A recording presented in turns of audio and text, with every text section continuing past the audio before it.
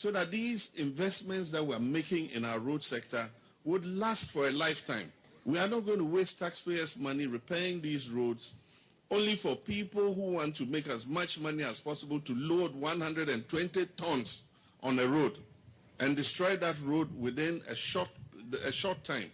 And so I'm just sending a signal. We're going to engage the stakeholders in the sector in order that we enforce the weight limits for our trucks so that they don't overload and destroy our roads.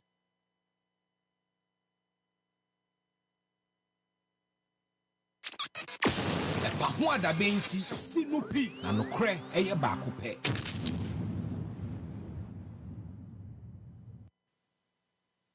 To determine. You go to the High Court.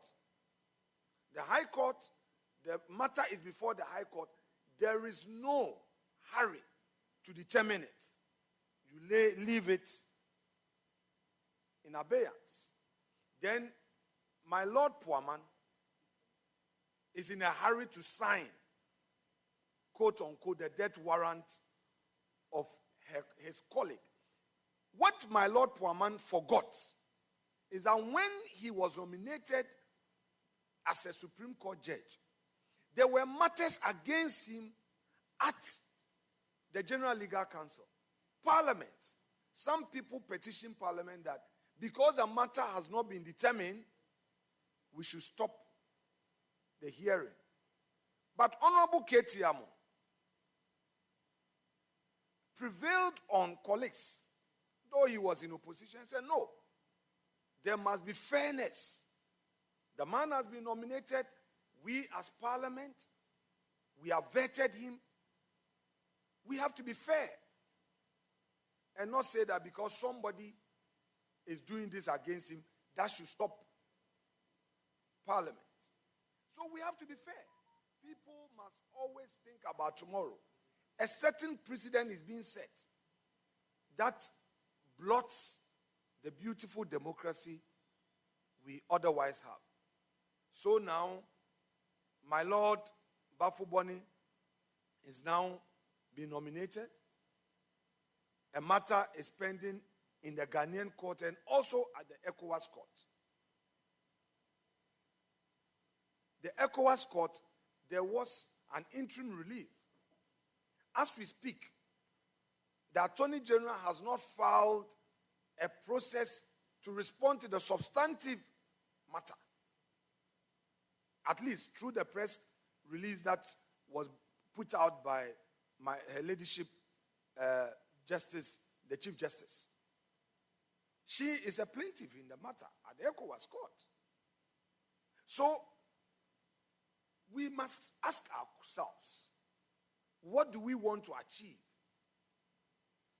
Sometimes our friends talk about certain things that happened to them yesterday. I will repeat this for the umpteenth time.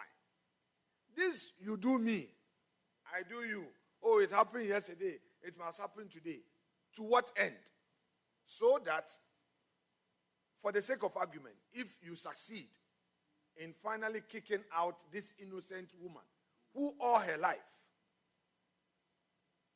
has served her country, private practice, getting into high court, getting to court of appeal, and finally Supreme Court, and the honor of being a Chief Justice. You kick her out. And MPP comes into office in 2029. You have a Chief Justice. You've set the precedent.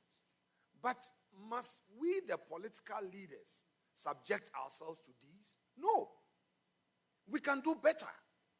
And that is what I call on my friends to do. We can do better. And some of the judges at the Supreme Court who may think in one way or the other, must shut their eyes. Well, tomorrow is waiting on all of us.